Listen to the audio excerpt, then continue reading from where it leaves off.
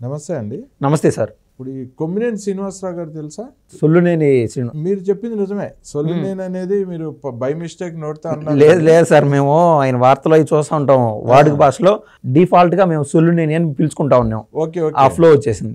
Sorry కూడా కరెక్టే అనిపిస్తుంది నాకు కూడా. అవునా? ఆ సొల్లునేని మాట్లాడిన మాటలు ఒకసారి మీకు వినిపిస్తాను చూడండి. అలాగే అండి. ఇది ఎలక్షన్కి ముందు, ఇది సుమారుగా 8 నెలల కిందట సాక్షిలో కూర్చొని మాట్లాడాడు. ఓకే, ఒకసారి వినిపిస్తాను చూడండి. సరే సార్.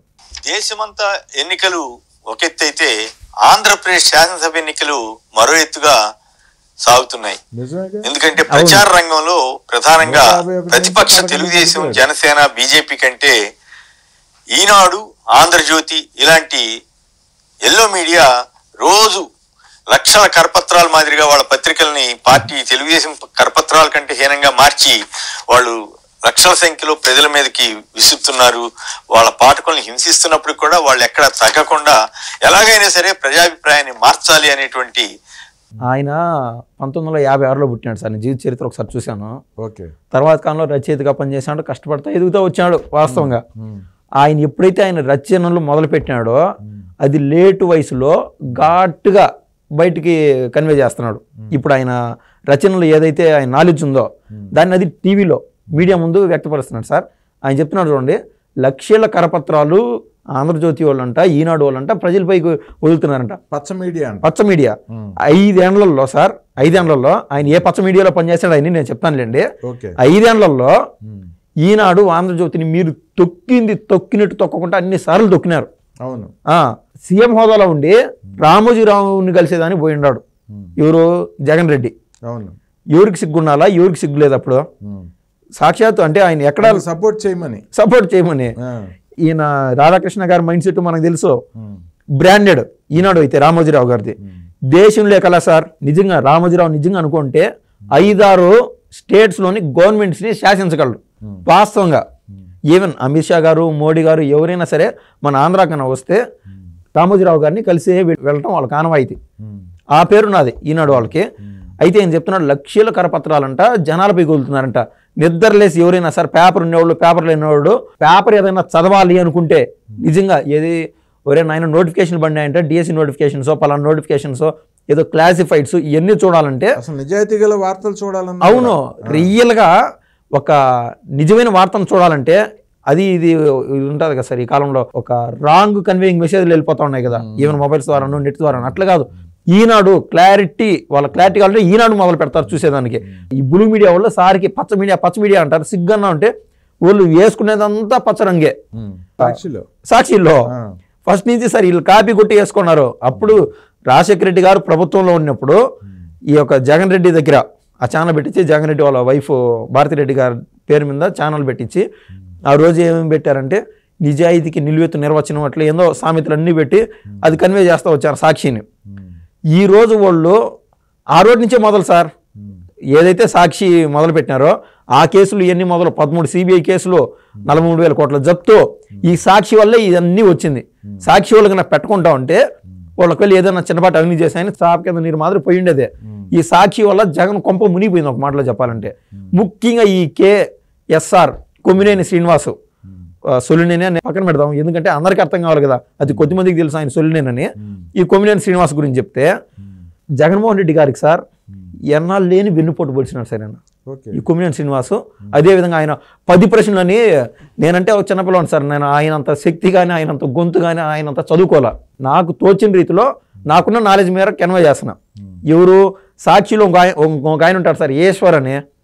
అబ్బా ఈయన ఒక రకం, ఆయన ఒక రకం. సినిమా కూడా వచ్చింది ఈడో రకం ఆడో రకం అని.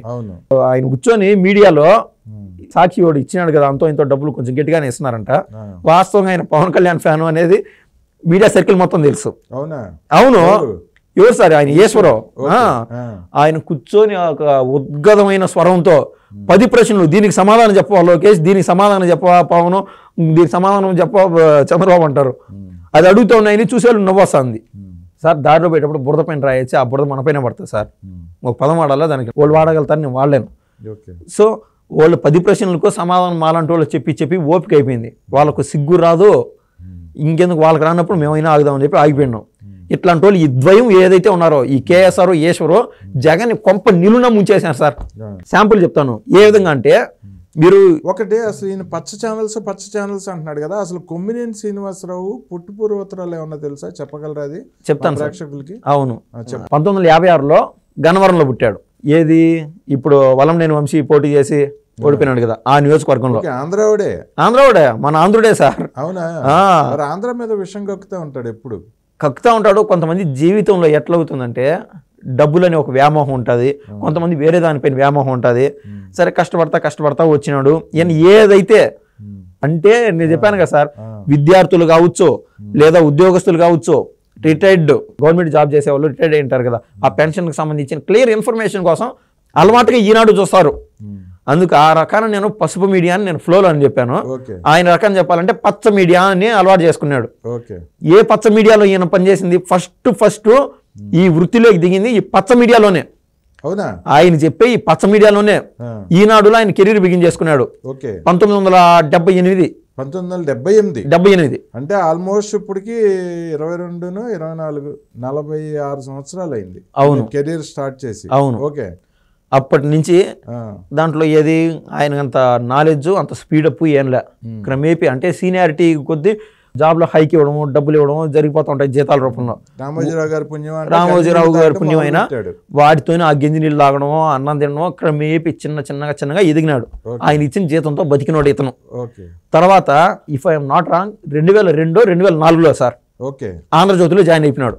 2002 అంటే 78 నుంచి 24 ఏళ్ళు పనిచేశాను. 24 సంవత్సరాలు ఈనాడులో పనిచేశాడు.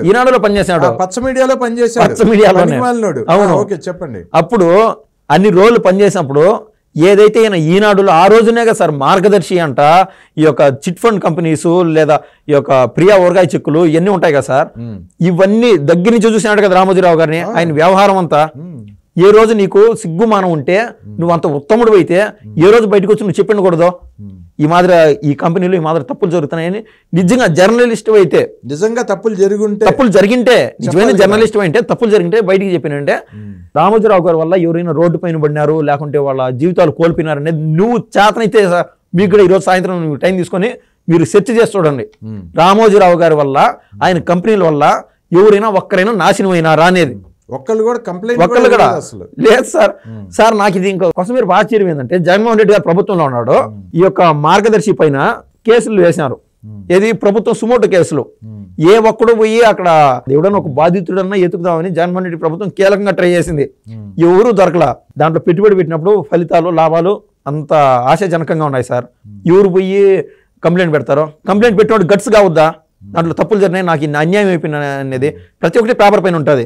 కంప్లైంట్ పెట్టేది సింపుల్. జగన్మోహన్ రెడ్డి గారు 1 లక్ష ఎక్స్ట్రా ఇస్తే పెట్టచ్చు, కోర్టుకు ప్రూవ్ చేయాలి కదా, అవి ప్రూవ్ కావు. సో నేను అనేది ఏంటంటే రామోజీరావు గారి వల్ల కొన్ని రాష్ట్రాలు డెవలప్ అయినాయి, సినీ ఇండస్ట్రీలు అదే పని. మీరు చెప్పిన దాని ప్రకారం నాకేమనిపిస్తుంది అంటే 56లో పుట్టారంటున్నారు. అవును సార్. సో 78లో ఈనాడులో చేరాడు. అవును. అంటే 22 సంవత్సరాలకే ఆయనకి తిండి పెట్టడం మొదలు పెట్టారు పచ్చ మీడియా. ఆయన చెప్తున్న పచ్చ మీడియా. అవును. అంటే ఆయన 22 ఏళ్ళు వచ్చేప్పటికే గంజి నీళ్లు తాగడం ఈనాడు దగ్గర నుంచి మొదలు పెట్టాడు. తర్వాత 26 ఏళ్ళు ఈనాడులో పనిచేశాడు అదే పచ్చ మీడియాలో. అవును. ఈయన చెప్తున్న పచ్చ మీడియా. అవును. తర్వాత మళ్ళీ పచ్చ మీడియా ఆంధ్రజ్యోతిలోకి వచ్చాడు. మళ్ళీ పచ్చ మీడియా అయినా ఆంధ్రజ్యోతి విన్నాడు. నేను అదే చెప్పాను సార్, ఎక్కడైతే నువ్వు మిస్టేక్స్ ఈనాడులో చూసావో అవి నువ్వు బయటకు వచ్చి చెప్పి నిజమైన జర్నలిజం బతకబడి ఉండేది. అది లేదు. ఈనాడు తప్పుడు ఆరోపణలు కాబట్టి తప్పుడు ఆరోపణలు. విషయం ఏంటంటే ఆయన వ్యక్తిగత జీవితం ఆయనకి ఇంపార్టెంట్. ఈనాడులో తప్పులు జరిగినాయా లేదా అది ప్రూవ్ చేయలేడు, చేత కాదు. తర్వాత అయ్యా నేను బ్రాండెడ్ మీడియాలో వర్క్ చేశాను ఈనాడులోను అని ఆంధ్రజ్యోతికి ఆ సర్టిఫికెట్లు ఆ పత్రాలు ఎత్తకపోయి కొద్దిపాటి హైక్ తీసుకొని. మరి 24 ఏళ్ళు ఈనాడులో పనిచేశాడు కదా. అవును, వాస్తవే కదా సార్, అందరికి తెలిసిందే కదా, హైక్ వస్తుంది ఆటోమేటిక్గా. అయితే ఆంధ్రజ్యోతిలో పనిచేయాలంటే ఈనాడు లాగా ఒక సిస్టమేటిక్తో పాటు నిజమైన ధైర్యం గట్స్ ఉండాల. దమ్మున్న ఛానల్, దాని పేరు దమ్మున్న ఛానల్. అవును. అయ్యా నీ లత్త వ్యాపారాలు ఇక్కడ పనికిరావు అని 4.5 సంవత్సరానికి సాగనంపారు టాటాలు బాయిలు చెప్పేసి.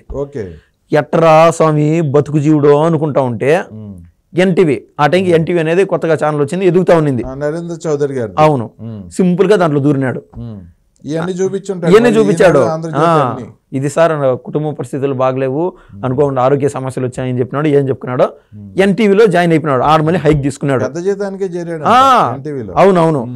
తర్వాత ఆయన సీనియారిటీని చూసి ఏం చేశారంటే కేఎస్ఆర్ లైవ్ షో అని ఆయనకు అప్పచెప్పారు. ఎన్టీవీలో ఒక షో. ఓకే. దాంట్లో ఆయనకు సుడి తిరిగిపోయింది. దాంట్లో ఏంటంటే పెద్ద పెద్ద రాజకీయ నేతలు కావచ్చు, ఈవెన్ రేవంత్ రెడ్డి గారు కావచ్చు, టీడీపీలో ఎమ్మెల్యేగా ఉన్నారు సార్. రేవంత్ రెడ్డి గారు, అదేవిధంగా శ్రీకాకుళం ముద్దుబిడ్డ సార్ ఎర్రంనాయుడు గారు, పెద్ద పెద్ద ఇప్పుడు మాత్రం ఎవరంటే ఎవరు మీడియాకు వచ్చి ప్రతి ఒక్కరికి అధికార ప్రతినిధిని ఇచ్చేది కదా, అటువంటి సందర్భం ఉన్నతంగా ఉండేటి రాజకీయాలు. ఇటువంటి మెయిన్ పర్సన్స్ ఎవరైతే ఉన్నారో వాళ్ళు స్వయాన్ని మీడియాలోకి వచ్చి మాట్లాడేవాళ్ళు. ఆయన అదృష్టం అది. కేఎస్ఆర్ లైవ్ షోలో ఇట్లాంటి వాళ్ళతో నక్కను తొక్కి వాళ్ళందరినీ అందుకోగలిగాడు. అవును, నక్క తొక్క దొక్కినాడు, అదృష్టం సుడి తిరిగిపోయింది. అయితే ఈయన ఏం చేసినాడో, ఏం పనులు చేసినాడో ఆడ ఇమ్మడలేక 2.5 సంవత్సరానికి స్కాములు చేశాడంట. అందులో ప్రభుత్వం అడ్డం పెట్టుకొని సార్ అది ఏంటంటే ఎన్టీవీలో కూడా న్యూట్రల్గా ఉంది సార్ జర్నలిజం. బట్ ఏంటంటే అప్పుడు రాజశేఖర రెడ్డి గారు ప్రభుత్వంలో ఉన్నాడు, ఈ ఆఫర్లు వస్తానే ఉన్నాయి, ఇంకేమో లేకపోయినాడు. ఈయన చేసే ఎక్కువ వ్యాపారాలు ఏంటో ఉంటాయి కొన్ని, అవి ఆ మీడియా ఛానల్కి మెయిన్ అధినేతకి నరేంద్ర చౌదరి తెలుస్తానే చాలనైనా మీ సేవలో ప్రస్తుతానికి వేరే వాళ్ళు ఉన్నారు చేసేవాళ్ళు అని ఏం చెప్పుకున్నారు, ఏమో సులభంగా బయటికి పంపించేశారు ఆ రకాన. తర్వాత T5కి వచ్చాడు. మళ్ళీ సీనియారిటీ ఉంది కదా సార్, దానికి ఎవరు ఏం చేయలేరు. మీడియాకి వచ్చాడు, మళ్ళీ పచ్చ మీడియాకి వచ్చేసాడు. ఆయన చెప్పే పచ్చ మీడియా అంటే నీకు ఏడ అవకాశం లేక ఆ పచ్చ మీడియా నీకు అన్నం పెట్టి నీ కుటుంబాన్ని చాకితే నువ్వు ఈరోజు పచ్చ మీడియా అంటా ఉంటావు నువ్వు. అంటే దాదాపు మీరు చెప్పిన దాన్ని బట్టి అంటే ఆయన జీవితం కెరీర్ స్టార్ట్ అయిన 22 ఏళ్ల దగ్గర నుంచి అవును టోటల్ 36 సంవత్సరాలు ఈ పచ్చ మీడియాలోనే బతికాడు. పచ్చ మీడియాలోనే సార్. అంటే ఆయనకి తిండి పెట్టింది, ఆయనకి బతికిచ్చింది, ఆయన జీవితాన్ని ఇచ్చింది పచ్చ మీడియా. అవును. ఓకే. ఇప్పుడు ఒకటి సార్, ఇప్పుడు ఎకనామిక్స్ లో sir law of diminishing marginal utility అనేది ఒక సబ్జెక్ట్ ఉంటుంది సార్. అదేంటంటే మీరే ఊహించుకోండి, ఆకలితో ఉన్నారు, ఒక అరటిపండు ఇచ్చాను నేను, ఓకే హ్యాపీగా ఉంటుంది ప్రస్తుతానికి. ఆ తీపనో లేదంటే ఆకలనో ఇంకొకటి తినాలనిపిస్తుంది. అప్పటికే అంటే నీ సాటిస్ఫాక్షన్ ఇంకా బాగుంటుంది. మూడో తిన్నప్పటికి ఏమవుతుందంటే సాటిస్ఫాక్షన్ ఉంటుంది, చాలు అనిపించడం మొదలు పెడుతుంది. ఓకే. 4వ అరటిపండు నుంచి తినాలని నువ్వు ప్రయత్నం చేసాం కదా, నీకు సాటిస్ఫాక్షన్ తగ్గిపోతుంది, ఆకలి తిరిగిపోతుంది. సో ఆ కర్వ్ అనేది కిందికి వెళ్ళిపోతూ ఉంటుంది. ఇక్కడ నువ్వు రేజింగ్లో ఈ యొక్క డిమినిషింగ్ మార్జిన్ యూటిలిటీ అనే కదా సార్ సబ్జెక్టు, ఇలా లైన్ నువ్వు సాటిస్ఫాక్షన్ అంతా నువ్వు పచ్చ మీడియాలో సాటిస్ఫై అయిపోయినావు. ఈ TV5 పుట్టు పూర్వతరాలే ఈనాడులో ఉన్నాయి, తర్వాత ఆంధ్రజ్యోతిలో పోయినావు, న్యూట్రల్గా ఉన్నది ఎన్టీవీ, దాంట్లో పోయినావు. మొత్తం ఈ పసుపు అనే దాన్ని నువ్వు ఓన్ చేసుకొని ఇవాళ పచ్చ మీడియా అన్నావు, అది వేరే రకం. ఆ పసుపులో హ్యాపీగా ప్రశాంతంగా నిజాయితీగా బతుకుదామని అక్కడ పోయినావు. కానీ నువ్వు చేసే లత్కో వ్యాపారాలని నచ్చక వాళ్ళు తెరమేసా వచ్చారు, పోయినారు. ఆఖరికి ఏమైందంటే సార్ ఫైనల్గా ఒక్క ఛాన్స్ ఇచ్చారు సార్ మళ్ళీ ఎన్టీవీలో. ఈ టీవీ మళ్ళీ ఎన్టీవీ ఎన్ని రోజులు ఇమ్ముడతారో సార్. మైండ్ సెట్ వేరే విధంగా ఉండే కాడ చెప్పినాక సార్ సాటిస్ఫాక్షన్ లెవెల్ అంతా రీచ్ అయిపోయినాడు. ఈయనకి ఇంకా పరపతి అనేది ఆటోమేటిక్గా ఉంటుంది. పెద్ద కాంటాక్ట్లు సార్, కేఎస్ఆర్ లైవ్ షోకి వచ్చినప్పుడు పెద్ద వాళ్ళు కాంటాక్ట్స్, ఏదో జాక్పాట్లు ఉంటాయి. ఏమైనా సార్ ఒక ఎమ్మెల్యేలుగా ఉన్నారు కొడాలి నాని, అదేవిధంగా ప్రసన్న కుమార్ రెడ్డి ఎమ్మెల్యేలుగా ఉండి వాళ్ళ పేరు ఎత్తుకుంటేనే ఒక టీడీపీ గుర్తొచ్చేది. కొడాలి నాని, ప్రసన్న కుమార్ రెడ్డి వీళ్ళు రాజశేఖర రెడ్డి పంచం చేరినారు ఎమ్మెల్యేలుగా ఉండి, ఈ పార్టీలో గెలిచి అక్కడ పోయి జాయిన్ అయినారు. ఈ రోజు అనుకుంటే సార్ టీడీపీ కానీ జనసేన కానీ అనుకుంటే 11లో ఒక నామం మిగిలిచి మిగిలినట్టన్నీ లాగేయగలుగుతారు. ఆ పని వీళ్ళు చేయలే. సరే, ఈ యొక్క రాజశేఖర రెడ్డి దగ్గర అట్లాంటి రోజులు చేరినారు. ఇంకా ఈ కేఎస్ఆర్లు, కొమ్మినేని శ్రీనివాసులు, సోలినేని శ్రీనివాసులు ఎంతసేపు సార్ ఇమ్మడలేకపోతున్నాడు. రాజశేఖర రెడ్డి ప్రభుత్వంలో ఉన్నాడు, ఇట్ట మారుతున్నాడు. ఇంకా ఇమ్మడలేక అది ఎన్టీవీకి వెళ్ళిపోయి మళ్ళీ ఇక్కడ ఏం జరిగిందంటే సార్, ఒకటి 10TV అనేది ఒక ఛానల్ సార్. ఈయన స్నేహితుడు, ఈ కాంటాక్ట్స్ వల్ల స్నేహం ఏర్పడింది. 10TV ఛానల్ ఓనరు ఒక ఆయన సార్. ఇది సిపిఐ సిపిఎంలో కమ్యూనిస్ట్ భావాలు ఉన్న వాళ్ళు పెట్టారు. నేనున్నాను అని చెప్పి ఈ సీనియారిటీ అంతా ఉపయోగించుకొని వాళ్ళని సర్కిల్లోకి లాక్కొని వచ్చి వాళ్ళ దగ్గర డబ్బులు కొట్టి వాళ్ళు ముంచేశారు. అయ్యా 10TV అన్నదో ఎట్టపోయినదో ఆ రూట్లో ఉన్నది వ్యవహారం అంతా. ఈయన పైన భరోసా తనకి వాళ్ళు ఛానల్ పెట్టింది.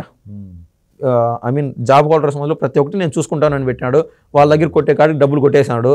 మళ్ళీ ఇప్పుడు సీదా ఈ సీనియారిటీ మొత్తం ఏదైతే ఈ పచ్చ మీడియా అనేది ఉండదో ఇది వల్ల అలవాటు పడిపోయింది సార్ జనానికి. ఇట్టే సార్ గోబల్స్ ప్రచారం అంటే ఇట్లే సార్ ఉండేది. పచ్చ మీడియా నేను అంటున్నా చూడు సార్, కర్మ ఏ జనంలో ఏ కర్మ చేసుకున్నాను, ఈయన సబ్జెక్ట్ ఎత్తుకున్నా, నేనే పచ్చ మీడియా అనాల్సి వస్తుంది. అంటే ఇది ఆఖరికి ఎలా అనిపిస్తుంది అంటే, ఓ పిచ్చి కుక్కకి అన్నం పెడదామని చెప్పి ఎవరో ముద్ద తీసుకెళ్లి కుక్క ముందు పెట్టారంట, అది చేయి కొరికేస్తారు. అది ఆ ముద్ద తినేసి చేయి కొరికేసిందంట. సో ఈడు 36 సంవత్సరాలు ఈ పచ్చ మీడియాలో గంజి నీళ్ళ దగ్గర నుంచి మొదలుపెట్టి ఈడు బతుకు, ఈడు ఆస్తులు పాస్తులు కొంప సొంత కొంప అన్ని కొనుక్కున్నాడు, ప్రతి పునాది రాయి ఈ పచ్చ పిల్లల్ని మీడియా కూడా ఇచ్చిందే. చదివించుకున్నాడు. అవును, చచ్చిపోయే స్టేజ్ లో మళ్ళీ ఆ పిచ్చి కుక్కలాగా అన్నం పెట్టిన చేతులను కొరికాడు, ఆ పచ్చ మీడియా చేతులను కొరికాడు. అవును, కొరికి వాళ్ళు సాక్షిలో కూర్చున్నాడు అంటారు. అవును, అంతే కదా. అవును.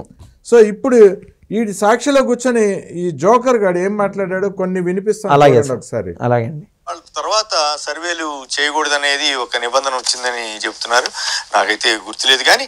బట్ ఇవాళ వచ్చిన పేపర్లో కానీ అన్నిట్లోనూ మెజారిటీ సర్వేలు, ఈ గత కొద్ది రోజులుగా వచ్చిన సర్వేలు, ప్రత్యేకించి ముఖ్యమంత్రి వైఎస్ జగన్ గారి మీద వచ్చినటువంటి జరిగినటువంటి దాడి ఘటన తర్వాత, హత్యాయత్నం ఘటన తర్వాత జరిగిన సర్వేలు కానీ, అంతకుముందు ఆ తర్వాత వచ్చిన సర్వేలు, ఇవన్నీ కూడా పరిశీలిస్తే దానికి తోడు సిద్ధం, మేమంతా సిద్ధం అనేటువంటి యాత్ర, బస్సు యాత్ర అయితే జరిగిందో అక్కడికి వస్తున్నటువంటి జన స్పందన చూసిన తర్వాత నిజానికి ప్రతిపక్షాల గుండెలు దారిపోయే పరిస్థితి ఉందని. దాడి ఘటన అన్నారు, అది ఏ దాడో నాకు తెలియదు. ఒకటి గులకరాయి ఘటన, ఒకటి అదేనా, అది వెనపల్లి శ్రీనివాస్ 7 దెబ్బ తగిలితే యువతల ప్లాస్టర్ వేసుకుని వచ్చాడు ఆ ఘటన. ఈ రోజు ఇక్కడ వేసుకున్నాడు, రేపు ఏమో ఇక్కడ వేసుకున్నాడు రోడ్డు మీద, అది దాడి ఘటన.